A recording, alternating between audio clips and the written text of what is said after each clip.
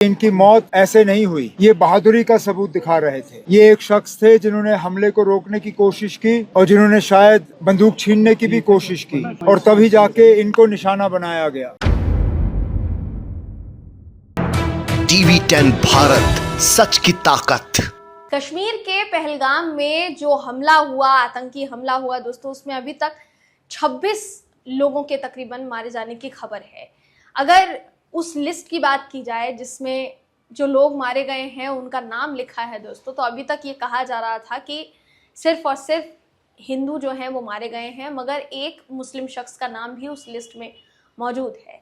यहाँ फिलहाल के लिए ये देखना बहुत ज़रूरी हो जाता है कि अब इस मामले पर भी सियासत क्यों हो रही है, क्योंकि सियासत और राजनीति से जब तक दूर नहीं होगी ना दोस्तों ऐसी चीज़ें, तब तक आप किसी भी सूरत में ऐसे आतंकवादियों को, ऐसे आतंकियों को खत्म नहीं कर सकते। ज़रूरी है हमारी सेना का मनोबल बढ़ाने की, ज़रूरत है हमारी सेना में नियुक्तियों की। हमारे देश के पूर्व जनरल टीवी डिबेट्स में आकर ये कह रहे हैं कि आखिर जितने मैन पावर की ज़रूरत थी आर्मी में, उन जवानों की नियुक्ति क्यों नहीं की गई? कितने साल से नियुक्ति जो है वो नहीं की गई है? कितने हमारे जवान जो है वो ज़रूरत है और फिर भी नियुक्ति जो है वो नहीं की गई है? ये देश के पूर्व रिटायर्ड जनरल कह रहे हैं। और अब जो तस्वीरें निकलकर सामने आ रही है वो अंदर से झकझोर देने वाली तस्वीरें हैं। फिलहाल के लिए अभी जो नई अपडेट है, जो देश भर में माहौल क्या चल रहा है इस पूरे मामले को लेकर, वो इस खबर में आपको बताने की कोशिश करेंगे। आखिर तक इस वीडियो को आप जरूर देखिएगा। नमस्कार, मेरा नाम है जयंती झा और आप देख रहे हैं TV10 भारत। दोस्तों, फिलहाल कश्मीर में जो हमला हुआ है उसको लेकर तरह तरह की खबरें सामने आ रही है। ये भी कहा जा रहा है कि सरकार ने एक्शन शुरू कर दिया है। आर्मी ने इसी कड़ी में 2 आतंकियों को मार भी गिराया है, ये भी खबर सामने आ रही है। इसीलिए ये जरूरत है कि हमें फिलहाल सबसे ज्यादा भरोसा अपनी आर्मी पर करना होगा। इसलिए सबसे ज्यादा भरोसा फिलहाल आर्मी की नियुक्तियों पर करना होगा। पूर्व जनरल ये टीवी डिबेट में आके कहते हैं कि कौन सा ऐसा जीनियस था जिसने ये डिसाइड किया कि आर्मी में मैन पावर की जरूरत नहीं है, जवानों की जरूरत नहीं है।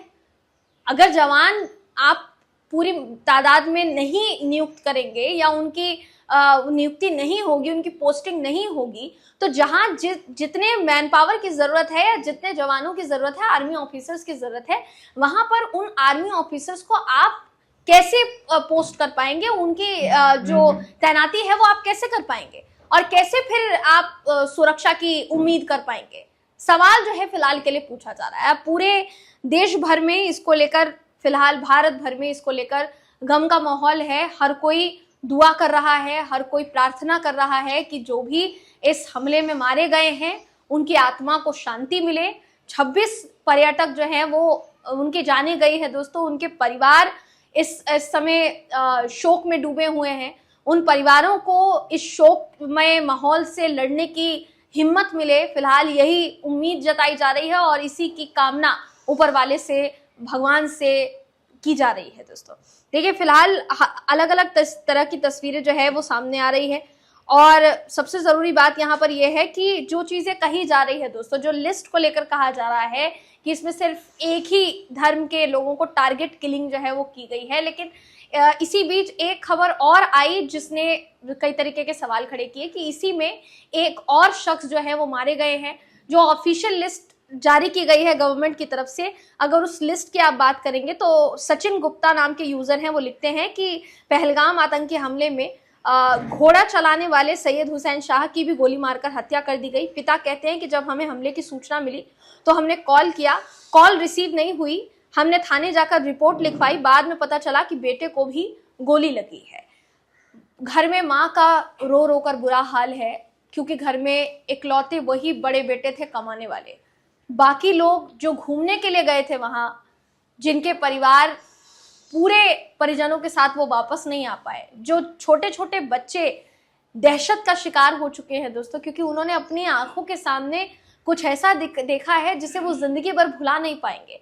अपनी आंखों के सामने अपने परिजनों को मरते देखा है। ये ना सिर्फ हिला देने वाला है, बल्कि अंदर से एक आवाज आती है कि सरकार को अकाउंटेबिलिटी भी तय करनी पड़ेगी और सरकार को इस पूरे मामले के खिलाफ आवाज भी उठानी पड़ेगी, एक्शन भी जो है वो लेना पड़ेगा। देखिए, जैसे ही कल ये हमला हुआ, रात को ये खबर सामने आई और उसके तुरंत बाद गृह मंत्री अमित शाह जो हैं वो जम्मू कश्मीर के लिए रवाना होते हैं। फारूक अब्दुल्ला जो हैं वो कश्मीर के लिए रवाना होते हैं। उमर अब्दुल्ला जो हैं वो कश्मीर के लिए रवाना होते हैं। तो जितने भी जम्मू कश्मीर का प्रशासन है या सरकार से जितने भी अकाउंटेबल मंत्री हैं, वो तमाम लोग जम्मू कश्मीर के लिए रवाना हुए और बैठक हुई, तत्काल बैठक हुई। ये भी कहा गया कि प्रधानमंत्री नरेंद्र मोदी जी सऊदी अरब की यात्रा छोड़कर आ गए भारत वापस, और भारत जैसे ही वापस आए तो एयरपोर्ट पर ही उन्होंने तत्काल आपात जो मीटिंग है वो अजीत डोभाल के साथ की। मगर सिर्फ मीटिंग से कुछ नहीं होने वाला है। सिर्फ और सिर्फ यही कहना चाहेंगे कि मीटिंग से कुछ नहीं होगा। क्या आर्मी में जितनी फोर्स चाहिए, जितने लोग चाहिए, उतने लोग नियुक्त किए जाएंगे या नहीं? ये हमारे देश के एक्स जितने रिटायर्ड ऑफिसर्स हैं, आर्मी ऑफिसर्स हैं, वो सवाल पूछ रहे हैं। क्योंकि अगर ऐसा होता तो आज ये सिचुएशन देखने को नहीं मिलती। दोस्तों, कुछ समय पहले अगर पाकिस्तान के आर्मी चीफ एक भड़काऊ बयान देते हैं तो हमारी इंटेलिजेंस एजेंसी को क्या उसके लिए जागरूक नहीं हो जाना चाहिए था? तुरंत एक्शन में नहीं आना चाहिए था कि क्या हो सकता है, क्या नहीं हो सकता?